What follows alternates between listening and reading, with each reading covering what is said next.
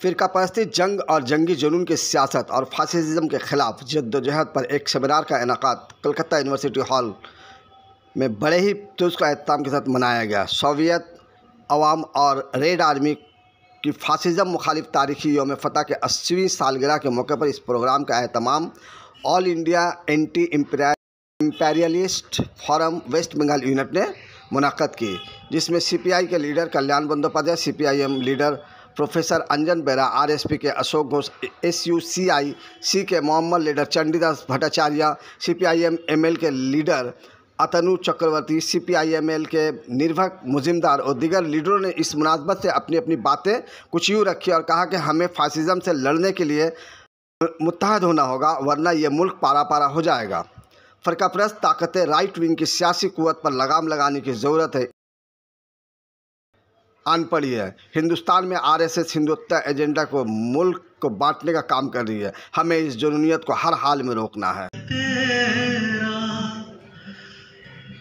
बोल के जब तक तेरी है बोल। এখনই সেই সময় এসেছে যখন আমাদের সংঘবদ্ধ হতে হবে।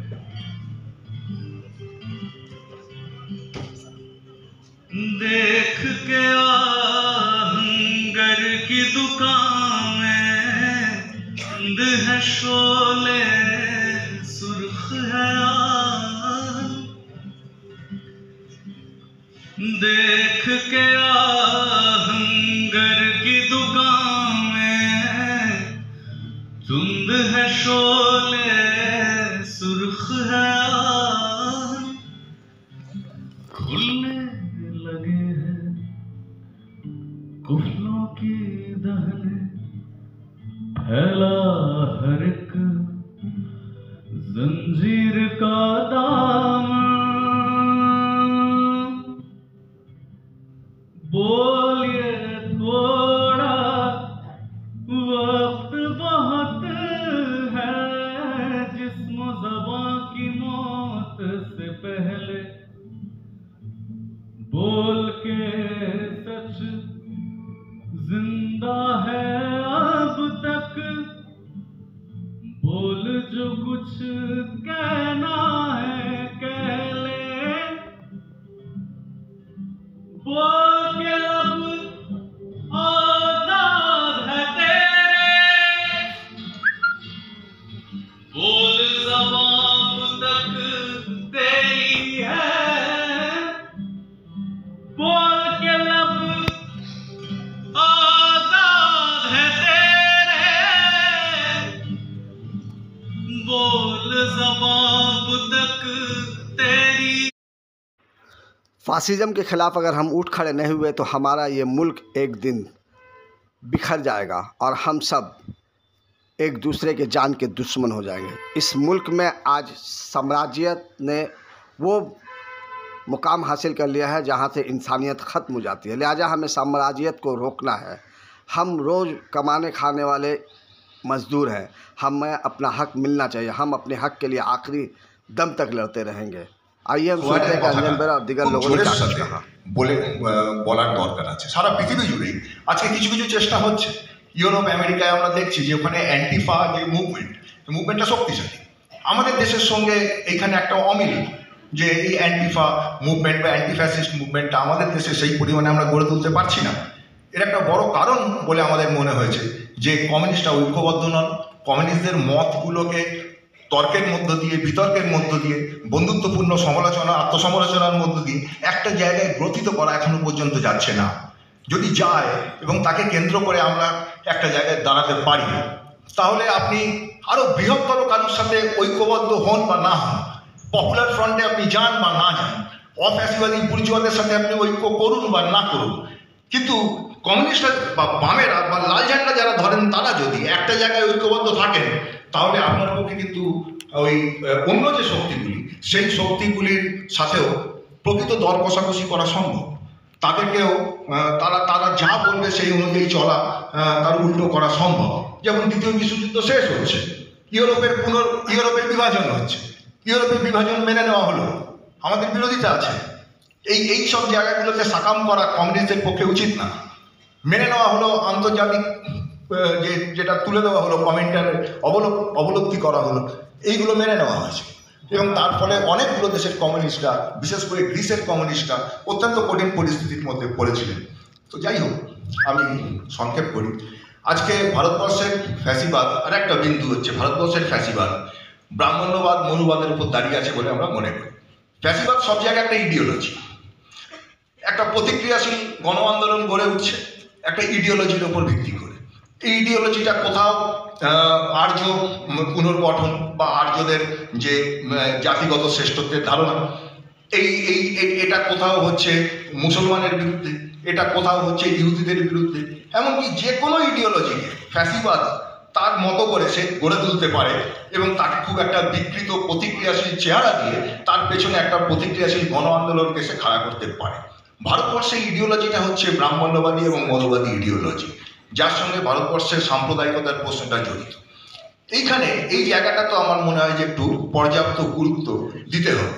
যখন আমরা ফ্যাসিবাদ নিয়ে কথা বলবো, যখন আমরা ফ্যাসিবাদের বিরুদ্ধে সংগ্রাম নিয়ে কথা বলবো, তখন সবসময় ইউরোপ নিয়ে, ইউরোপকে কপি করে নকল করে সবসময় ইউরোপের কি হয়েছিল না হয়েছিল সেইগুলো নিয়ে তো আমরা কথা বলবোই, কিন্তু ভারতবর্ষের নির্দিষ্ট পরিস্থিতি সেটা নিয়েও আমাদের কথা বলতে হবে।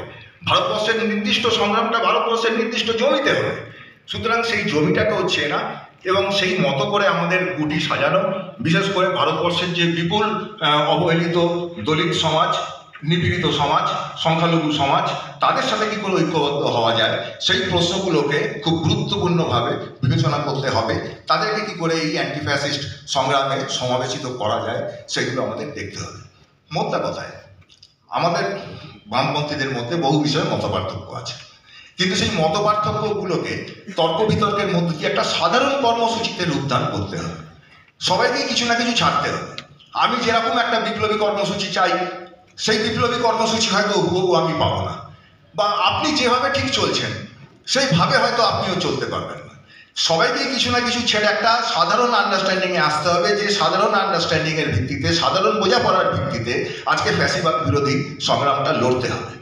এর উদাহরণ আমি বলবো সেটা হচ্ছে যে একটা গুরুত্বপূর্ণ উদাহরণ, ঠিক ফ্যাসিবাদের পরিপ্রেক্ষিতে নয়, একটা গুরুত্বপূর্ণ উদাহরণ গ্রিসের কমিউনিস্ট পার্টি কমিউনিস্টরা দেখিয়েছিলেন যখন তারা সাইরিজা গঠন করেছিলেন। যখন আইএমএফের সংকট, সাইরিজার অর্থনৈতিক, এই গ্রিসের অর্থনৈতিক সংকট খুব তীব্র, সেই সময় প্রায় 37টা গ্রিসের ছোট বড় কমিউনিস্ট দল, কমিউনিস্ট সংগঠন, তারা কিন্তু একসাথে এসেছিলেন। কিন্তু সাইরিজার এক্সপেরিমেন্টটা খুব বেশি দিন তারা চালাতে পারেননি, কিন্তু তাহলেও যে তারা একটা বিন্দু তৈরি করেছিলেন, একটা উল্লেখযোগ্য উদাহরণ আমাদের সামনে তৈরি করেছিলেন এবং সেই সঠিক সময়ে এই সঠিক বিকল্পটাকে তারা জনগণের সামনে হাজির করেছিলেন বলে খুব দ্রুত, আপনারা জানেন যে 4-5 বছরের মধ্যে সাইরিজা একেবারে মাটি থেকে ওপরে উঠে আসে এবং শেষ পর্যন্ত তারা গ্রিসের সরকার গঠন করেন। ভারুভাকিস অর্থমন্ত্রী হয়েছিলেন এবং তার অনেকগুলি গুরুত্বপূর্ণ লেখা আজকে খুব প্রাসঙ্গিক। তো যাই হোক, আমি বলছি উদাহরণ আছে, এই উদাহরণগুলোকে রেখে, সামনে রেখে আজকে আমরা লাল ঝান্ডা যারা হাতে ধরছি, তারা যদি ন্যূনতম কিছু কর্মসূচির ভিত্তিতে, সাধারণ বোঝাপড়ার ভিত্তিতে আজকে ঐক্যবদ্ধ হতে পারি, তবেই ফ্যাসিজমের বিরুদ্ধে সত্যিকারের লড়াইটা কিন্তু গড়ে তোলা সম্ভব। ফ্যাসিজমের বিরুদ্ধে, শেষ কথা, ফ্যাসিজমের বিরুদ্ধে আসল লড়াইটা এবং প্রকৃত লড়াইটা কিন্তু কমিউনিস্টদেরই করতে হবে, কমিউনিস্টরাই করবে। এটা কিন্তু অন্য কেউ করতে পারবে না। অন্যান্য বুর্জোয়া শক্তি, যারা অফ্যাসিবাদী বুর্জোয়া শক্তি, তারা হয়তো কিছু সাপোর্ট দিতে পারে, তাদেরকে হয়তো আপনি কিছু পরিমাণে ব্যবহার করতে পারেন, কিন্তু প্রকৃত লড়াইটা ফ্যাসিবাদের বিরুদ্ধে কমিউনিস্টদের করতে হবে। কারণ ক্লারা জেটকিন একটা কথা বলেছিলেন, সেই কথাটা বলে আমি শেষ করি। ক্লারা জেটকিন বলেছিলেন যে ফ্যাসিবাদ ঘুরে ঘুরে আসবে। ফ্যাসিবাদের কারণ হচ্ছে বুর্জোয়া অর্থনীতির সংকট, বুর্জোয়া সমাজের সংকট, বুর্জোয়া যে সিস্টেম তার সংকট। সেইটা যতক্ষণ থাকবে, সেটা যে ফর্মে হোক, একটু মাইল্ড ফর্মে হোক, একটু অন্যভাবে হোক, যেভাবেই হোক, সেটা যতক্ষণ থাকবে ততক্ষণ পর্যন্ত ফ্যাসিবাদের ঘুরে আসার বিপদ থাকবে। ফ্যাসিবাদ হচ্ছে আমাদের বিপ্লব না করার পাপ। আমরা যদি যতক্ষণ বিপ্লব বা যাকে বলে সমাজ ব্যবস্থার আমূল পরিবর্তন না করে, ওই আজকে 80 বছর আগে যে সমাজতন্ত্রের বিজয়ের ঘোষণা হয়েছিল, সেই ঘোষণা যতক্ষণ আমরা করতে না পারছি দুনিয়াব্যাপী, ততক্ষণ পর্যন্ত ফ্যাসিবাদের বিপদ থাকবে। তাই আসল লড়াইটা কমিউনিস্টদের। সুতরাং কমিউনিস্টদের অনেক কিছু ভাবতে হবে, পুনর্বিবেচনা করতে হবে, খোলা মনে আলোচনা করতে হবে, চর্চা করতে হবে, তর্ক বিতর্ক করতে হবে। তার মধ্য দিয়ে কিন্তু আমরা এই লাইনটা বা সাধারণ বোঝাপড়াটা গড়ে তুলতে পারবো। আজকের মহতী সভাটা গুরুত্বপূর্ণ মনে হয়েছে আমাদের কাছে এই কারণে যে সেটা একটা এই চর্চার বা বিতর্কের বা আলোচনার বা কিছু পারস্পরিক দেওয়া নেওয়ার একটা সূত্রপাত ঘটালো। এটা আগামী দিনে আরও এগোবে এই আশা রেখে আপনাদের সবাইকে অভিনন্দন জানিয়ে আমার বক্তব্য শেষ করছি। বিপ্লব। ভাগ করেছি, আমাদের কি লাভ হয়েছে আমরা জানি অথবা জানি না। দেশের শ্রমজীবী মানুষের যে আন্দোলন, যে লড়াইটা গড়ে তোলা দরকার ছিল, সে লড়াইটা এগিয়েছে কি, কতটুকু এগিয়েছে, কিভাবে এগিয়েছে? 145 কোটি মানুষের দেশে যে দায় বামপন্থীদের উপরে ছিল, যে দায় ছিল কমিউনিস্টদের উপরে, আমরা সেই জায়গায় দাঁড়িয়ে আমাদের যে ব্যর্থতা, সেটাকে খুব মুক্ত কণ্ঠে, পরিষ্কার কণ্ঠে আমরা স্বীকার করা এবং নিজেদের সংশোধন করার জায়গায় দাঁড়িয়ে আছি। এইটা যদি খুব পরিষ্কার করে আমরা করতে পারি, তাহলে ঐক্যের বিষয়টি প্রাণবন্ত হয়ে উঠবে, এই ঐক্যের বিষয়টি। আর তা নাহলে এটা একটা বক্তৃতা হয়ে দাঁড়াবে। আমরা ঐক্য চাই, কিন্তু এটা খুব প্র্যাকটিক্যাল পলিটিক্সের কথা, মানে যেটা গাইড টু অ্যাকশন যেটাকে বলে। প্র্যাকটিক্যাল পলিটিক্স এসে কিন্তু শুধু মুখের কথা কোনো জায়গা নেই। এখানে বিষয়টা হচ্ছে যে এই ঐক্যের প্রয়োজনে আমরা কে কতটুকু নিজেদের যে স্বাতন্ত্র নিয়ে আমরা চলি, আমরা সেই স্বাতন্ত্র কতটুকু ছাড়তে পারবো, কতটুকু ছাড়তে পারবো যে আমি একমাত্র খাঁটি, বাকি সব ভেজাল। তাতে কিন্তু আমাদের যে ঐক্য গড়ে উঠবে না। এটা খুব জরুরি বিষয়, জরুরি প্রয়োজন যে ফ্যাসিবাদ বিরোধী সংগ্রামকে কিন্তু একটা নীতি, আদর্শ, দর্শনের উপর দাঁড় করা থাকে। শুধু আবেগ, দেশপ্রেম ইত্যাদি কথা দিয়ে আমাদের দেশ, ভারতবর্ষ, আমাদের শ্রমজীবী মানুষের, এগুলো সব ঠিক কথা। কিন্তু ফ্যাসিবাদকে প্রকৃত যদি রুখতে হয়, ফ্যাসিবাদ বিরোধী আন্দোলনকে যদি গড়ে তুলতে হয়, তাহলে এ ব্যাপারে দ্বিধা, দ্বন্দ্ব, দোদুল্যমানতা, ক্লারেজেন্টিনের লেখা অনুযায়ী, তার প্রস্তাব অনুযায়ী এগুলোকে দূরে ছুড়ে ফেলতে হয়। এবং যে কোনো ঐক্য গড়ে তোলার সময় আমরা কতটা আমাদের মূল লক্ষ্য যেটা, সেই লক্ষ্যের দিকে তাকিয়ে আমরা কতটা নিজেদের সীমিত করতে পারবো, অথবা নিজেদের যে স্বাতন্ত্র্যের গর্বগুলি সেখানে কতটা আমরা মানিয়ে চলতে পারবো, এই বিষয়গুলো খুব জরুরি বিষয়।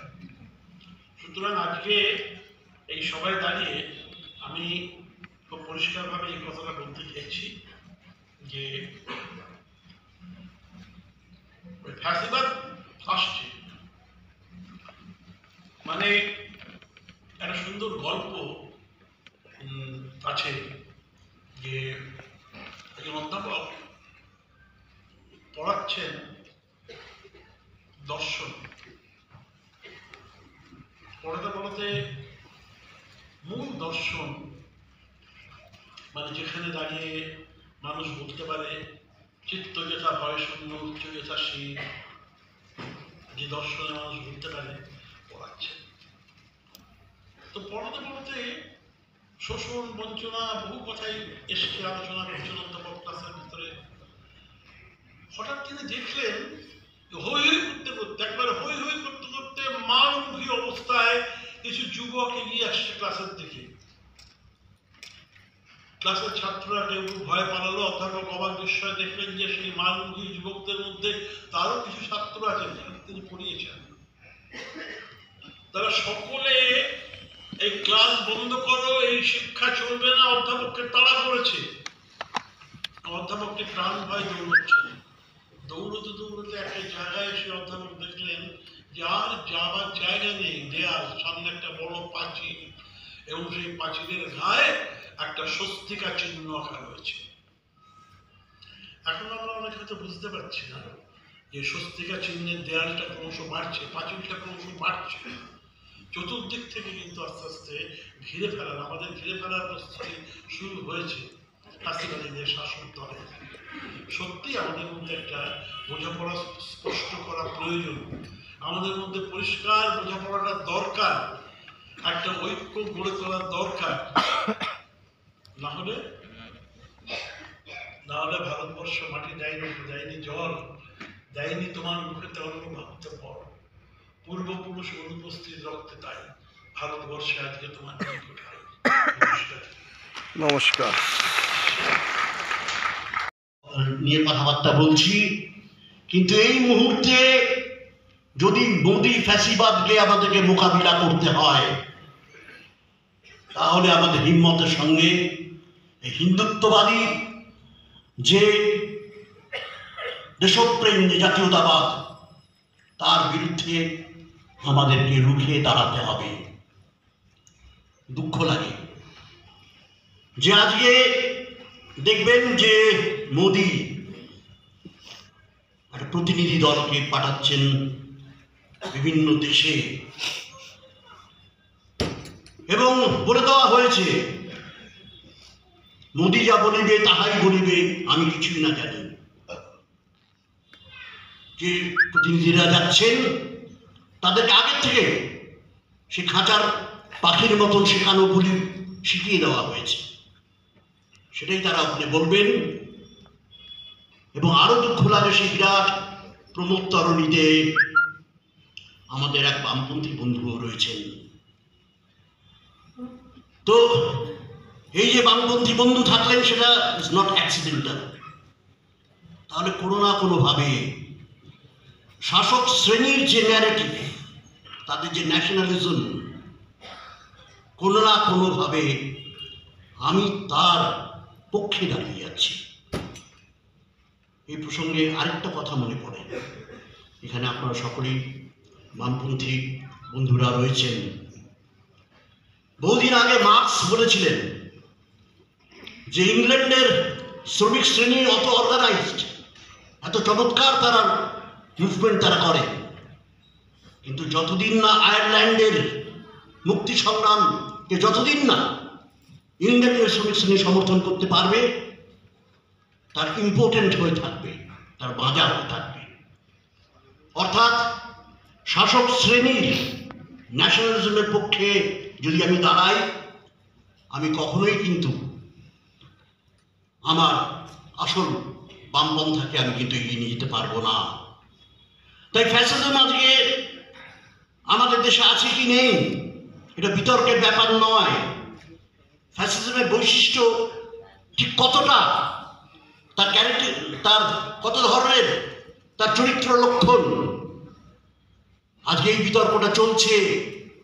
যে এখানে মোদির শাসনটা ফ্যাসিবাদী শাসন নয়, মোদির শাসনের মধ্যে ফ্যাসিবাদী বৈশিষ্ট্য রয়েছে, এবং এইখানেই এই তাত্ত্বিক ভ্রান্তির মধ্যে সেই প্রমোদ তরণীতে চলে যাওয়ার ঝোঁকটি থাকছে। এবং তাই আমাদের বুঝে নিতে হবে যে এই যে মোদির যে ফ্যাসিবাদ, এটা একদিনে রাতারাতি হয়নি। সেই রবীন্দ্রনাথের কথা আবার স্মরণ করছি। তিনি 1917 সালে তিনি বলেছিলেন যে India is not a geographical boundary, India is an idea, India is a concept. সেই সময় আরএসএস তারা প্রান্ত সীমায় ছিল, সঙ্গে সঙ্গে অর্গানাইজার তারা এটাকে বিরোধিতা করেন। আর রবীন্দ্রনাথের বক্তব্যের মধ্যে ছিল ইনক্লুসিভনেস, সবাই মিলে থাকাটাই হচ্ছে ভারতবর্ষ। এবং আমরা দেখছি যে আজকে এই ইনক্লুসিভনেসের উপরে সবচেয়ে বড় হামলা। আমরা জানি গোলওয়ালকার বলেছিল হিন্দু রাষ্ট্রের পথে তিনজন হচ্ছে সবচেয়ে বড় বাধা, এক মুসলিম, এক খ্রিস্টান, এক কমিউনিস্ট। সেই হিন্দু রাষ্ট্রকে তারা আজকে বানাতে চায়। রাম মন্দির, যখন রাম মূর্তি প্রতিষ্ঠা হলো, তখন তারা ঘোষণা করলেন যে ভারতবর্ষ এতদিন স্বাধীন ভারতবর্ষ হলো, নতুন একটা ভারতবর্ষ তৈরি হলো, হিন্দু রাষ্ট্র তৈরি হলো। ফলে এখনো ভারতবর্ষে ফ্যাসিজম এসছে কি আসেনি, কতটা এসছে, এটা বিতর্কের ব্যাপার নয়। Fascism is not a question to be debated. Fascism is to be defeated. তাকে পরাস্ত করতে হবে, এটা হচ্ছে সবচেয়ে গুরুত্বপূর্ণ বিষয়। এবং তাই আমরা জানি যে যখন বাবরি মসজিদ তৈরি হওয়ার মধ্যে দিয়ে সেটা নিছক একটা কমিউনাল আক্রমণ ছিল না। বাবরি মসজিদ তৈরি করার মধ্যে দিয়ে তারা ভারতবর্ষের আইডেন্টিটিটাকে পাল্টে দেওয়ার চেষ্টা করলো, যেটা হচ্ছে হিন্দুত্ববাদ, এবং সেই আইডেন্টিটি নিয়ে আজকে তারা চলছেন। তাই বন্ধুগণ, আমি আমার আর বক্তব্য আর বেশি দীর্ঘায়িত করবো না। আমি খালি এটাই বলবো যে আজকে ভারতবর্ষে একের পর এক সংবিধান আক্রান্ত। আমাদের যিনি উপরাষ্ট্রপতি, তিনি বারবার প্রত্যেক দিন সংবিধানের বিরুদ্ধে অনেক বড় বড় কথা বলছেন। সংবিধান আজকে আক্রান্ত। আমরা দেখছি যে আজকে ভারতবর্ষে যারা মুসলিম, তারা নাগরিক হওয়া সত্ত্বেও তারা যে সেকেন্ড ক্লাস সিটিজেন হয়ে গেছেন। তারা কিছু বললেই একের পর এক তাদের গ্রেপ্তার করা হচ্ছে। দেখবেন কাগারের ক্ষেত্রে কি হলো, সেখানে আমরা জানি যে ছত্তিশগড় হাইকোর্ট তারা অর্ডার দিয়েছিল যে যারা মারা গেছেন তাদের পোস্টমর্টম হবে এবং তাদের পরিবারের হাতে ডেড বডি তুলে দিতে হবে। অমিত শাহ তার তোয়াক্কা করল না। তাই এর বিরুদ্ধে আমাদের লড়তে হবে, এর বিরুদ্ধে লড়ার জন্য ঐক্যবদ্ধ হতে হবে। এই প্রশ্নে আমাদের অবাধ্য হতে হবে, বামপন্থীদের অবাধ্য হতে হবে, অপ্রিয় হতে হবে। আমাদের বলতে হবে না, আমরা ভালো মানুষ নই, আমরা পুঁথির কথা কইব না, আমরা উল্টো কথা কই। সকলকে ধন্যবাদ।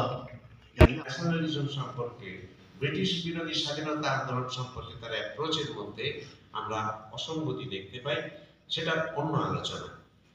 কিন্তু যখন ফ্যাসিস্ট শক্তির পরাজয়ের পরে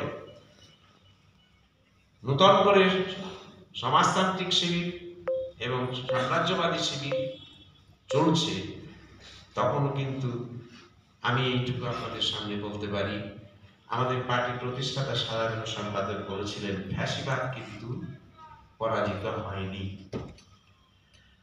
ফ্যাসিবাদের বৈশিষ্ট্যগুলিকে তিনি সামগ্রিক দিক থেকে একত্রিত করে বলেছিলেন, একদিকে হবে পুঁজির কেন্দ্রীকরণ, দ্বিতীয় হবে প্রশাসনিক রাজনৈতিক রাষ্ট্রের কেন্দ্রীকরণ। আবার এই প্রশাসনিক কেন্দ্রীকরণ পুঁজির কেন্দ্রীকরণকে সহযোগিতা করছে, পুঁজির কেন্দ্রীকরণ রেসিপ্রোকাল রিলেশনের ভিত্তিতে প্রশাসনিক কেন্দ্রীকরণে সাহায্য করছে। এই দুই কেন্দ্রীকরণ, তারই সাথে আদর্শগত দিক থেকে ফ্যাসিবাদের মূল আদর্শ ফিলসফিক্যালি তা হলো বিজ্ঞানের কারিগরি দিকের সঙ্গে আধ্যাত্মবাদের সংমিশ্রণ ঘটিয়ে একটা দর্শনগত তার ভিত্তি, ফিলসফিক্যাল আন্ডারস্ট্যান্ডিং অফ ফ্যাসিজম। এই তিনটিকে একত্রিত করে পুঁজিবাদ, বর্তমান পুঁজিবাদ সর্বহারা বিপ্লব থেকে নিজেকে রক্ষা করার জন্য এই ফ্যাসিবাদের পথ নিতে বাধ্য। তাই in all the capitalist countries, সমস্ত পুঁজিবাদী দেশে আজকে ফ্যাসিবাদ তার শাসক শ্রেণী সে পথে যেতে বাধ্য। তাই ফ্যাসিবাদ হচ্ছে সর্বহারা যে বিপ্লব অবশ্যম্ভাবী, সেই সম্ভাব্য সর্বহারা বিপ্লবের বিরুদ্ধে একটা প্রতিবিপ্লবী অভ্যুত্থান মানুষকে বিভ্রান্ত করে। এই বিভ্রান্ত করার জন্য ধর্মীয় উন্মাদনা এগুলিকে তারা কাজে লাগায়। ভারতবর্ষ যখন স্বাধীন হয়েছিল, পুঁজির কেন্দ্রীকরণ তখন থেকে ধীরে ধীরে হয়েছে। 1958 সালেও মৌলানা মিস কমিটি যখন দেখাচ্ছে যে ভারতবর্ষের পুঁজি ক্রমাগত কেন্দ্রীকরণের পথে চলেছে এবং ধীরে ধীরে তারা ফ্যাসিবাদের পথে চলেছে, তখন থেকেই কিন্তু ফ্যাসিবাদ তার প্রক্রিয়ায় পরপর এসেছে। একের পর একটি কালাকানুন এসেছে, আলোচনা করেছেন অনেকে। সেই কালাকানুনগুলি কিন্তু ফ্যাসিবাদের দিককেই সূচিত করে। আমাদের দেশে জরুরি অবস্থা জারি, এর সবই কিন্তু দেখা সাম্প্রদায়িকতা, ধর্মান্ধতা, ভারতবর্ষ ভারতবর্ষের স্বাধীনতা প্রাপ্তির পর থেকেই সেসব জিনিসগুলোকে পার্থিব মানবতাবাদী চিন্তার যতটুকু প্রসার আমাদের দেশে হয়েছিল তার বিপক্ষে গিয়ে ধীরে ধীরে সেগুলিকে আবার ফিরিয়ে আনার চেষ্টা করা হয়েছে। ফলে ফ্যাসিবাদের এই প্রক্রিয়াটা চলছে এবং বিজেপি এখন সেটাকে একেবারে আরেকটা জায়গায় পুঁজিবাদের স্বার্থে এগিয়ে নিয়ে চলেছে। ফ্যাসিবাদের এই দিকটিকে যদি আমরা খেয়াল না রাখি, আজকে ফ্যাসিবাদের ৮০তম ফ্যাসিস্ট শক্তির পরাজয়ের ৮০তম বার্ষিকী যখন আমরা উদযাপন করেছি, মনে রাখতে হবে পুঁজিবাদী উৎপাদন ব্যবস্থাকে, পুঁজিবাদী সমাজ ব্যবস্থাকে যারাই রক্ষা করতে চাইবেন তারাই ফ্যাসিবাদকে সমর্থন করে ফেলবেন, তাদের ফ্যাসিবাদের বিরুদ্ধে সংগ্রাম বাড়াবে। ফ্যাসিবাদের রূপ বিভিন্ন দেশে বিভিন্ন রকম হবে, এটাও সত্য। ফ্যাসিবাদ কখনো একনায়কতন্ত্র হবে, কখনো দ্বিদলীয় ব্যবস্থার মধ্য দিয়ে তারা আনতে পারে, পার্লামেন্টকে রেখেও হতে পারে, আবার সামরিক শাসনের দ্বারা হতে পারে। মানবতাবাদী রোমারোনার সেই কথা, এর কখনো সামরিক দেশ, কখনো ধর্মীয় দেশ। আসলে ধর্মীয় চিন্তার যে কারিগরি দিক, তার সাথে ঐতিহ্যবাদের সংমিশ্রণের মধ্য দিয়ে ফ্যাসিবাদী দর্শন আজকে চূড়ান্ত কেন্দ্রীকরণ, পুঁজির কেন্দ্রীকরণ, তার সাথে রাষ্ট্রীয় রাজনৈতিক শক্তির কেন্দ্রীকরণ, যার জন্য কোনো গণতান্ত্রিক মূল্যবোধের উপায় থাকছে না, কোনো গণতান্ত্রিক চেতনা নয়। যেমন করে হয়ে গেল ধরুন এই যে ছত্তিশগড়ের হত্যাকাণ্ড, তারা তো আলোচনায় বসতে চেয়েছিল না, আসল কথা উদ্দেশ্য ওখানকার যারা ভূমিজ রয়েছে তাদেরকে উৎখাত করে দিয়ে খনিজ সম্পদ দেওয়া, for the interest of the capital, for the interest of the পুঁজিপতি শ্রেণী। এই দিকেই সে চলে যায়, পুঁজিবাদকে রক্ষা করা, পুঁজিবাদী শাসনকে রক্ষা করা, এইটি হলো ফ্যাসিবাদের মূল কাজ। আজকে যে শক্তি আসুক, পুঁজিবাদকে যারা রক্ষা করবে তারা কিন্তু ফ্যাসিবাদী পথে যেতে বাধ্য। তাই আমাদের সংগ্রাম পুঁজিবাদ বিরোধী সংগ্রাম, পুঁজিবাদের বিরুদ্ধে সংগ্রাম করতে গেলে যারা এদেশের শোষিত শ্রেণী, একদিকে মালিক আর একদিকে মজুর, সেই শ্রেণী সংগ্রামের মধ্য দিয়ে আমরা সত্যিকারের সাম্প্রদায়িকতা, যুদ্ধ উন্মাদনা সৃষ্টি, ফ্যাসিবাদের বিরুদ্ধে লড়াই করতে পারি। আজকে আমাদের লড়াইটা হবে শ্রেণী সংগ্রাম। গণতান্ত্রিক আন্দোলনকে পরিচালিত করতে হবে শ্রেণী সংগ্রামের দৃষ্টিভঙ্গির ভিত্তিতেই, যুদ্ধকেও বিচার করতে হবে শ্রেণী দৃষ্টিভঙ্গির ভিত্তিতেই, ফ্যাসিবাদকে বিচার করতে হবে শ্রেণী দৃষ্টিভঙ্গির ভিত্তিতেই। তাই শ্রেণী সংগ্রাম করে তোলা, গণতান্ত্রিক আন্দোলনের মধ্যে শ্রেণী দৃষ্টিভঙ্গির ভিত্তিতে গণতান্ত্রিক আন্দোলনকে পরিচালনা করা, এবং সেক্ষেত্রে যথার্থ আন্দোলনের শক্তি, সেক্ষেত্রে যদি কারোর মতো পার্থক্য থাকে থাকুক, এমনকি দরকার হলে প্রত্যেকে তার নিজস্ব শক্তিতে আন্দোলনগুলোকে পরিচালনা করুন, আন্দোলন চলতে থাকুক, লড়াই চলতে থাকুক, সংগ্রাম চলতে থাকুক, সংগ্রামের মধ্য দিয়ে আসুক সেই চেতনা, শ্রেণী সংগ্রামের চেতনা, যে শ্রেণী সংগ্রামের চেতনায় সর্বহারা শ্রেণী পুঁজিবাদের বিরুদ্ধে সত্যিকারের আন্দোলন পরিচালনা করবে, যাকে আমরা বলি সমাজ ব্যবস্থা পরিবর্তনের আন্দোলন। আজকে সাম্প্রদায়িকতা হোক, যুদ্ধ উন্মাদনা হোক, যুদ্ধ হোক, ফ্যাসিবাদ হোক, সবই কিন্তু পুঁজিবাদকে রক্ষা করা, পুঁজিপতি শ্রেণীকে রক্ষা করা, পুঁজিবাদী উৎপাদন ব্যবস্থাকে রক্ষা করার পথ। লড়তে যদি চাই তাহলে তার বিরুদ্ধে, পুঁজিবাদের বিরুদ্ধে সর্বাত্মক সংগ্রাম এখন থেকেই, শ্রেণী সংগ্রাম, মানুষের দাবি দাওয়াকে কেন্দ্র করে লড়াই, গণতান্ত্রিক অধিকারের লড়াই, এই সব কিছুর মধ্য দিয়ে থাকবে সত্যিকারের ৮০ বছরের ফ্যাসিস্ট শক্তির পরাজয়ের ৮০ বছরের উদযাপনের তাৎপর্য।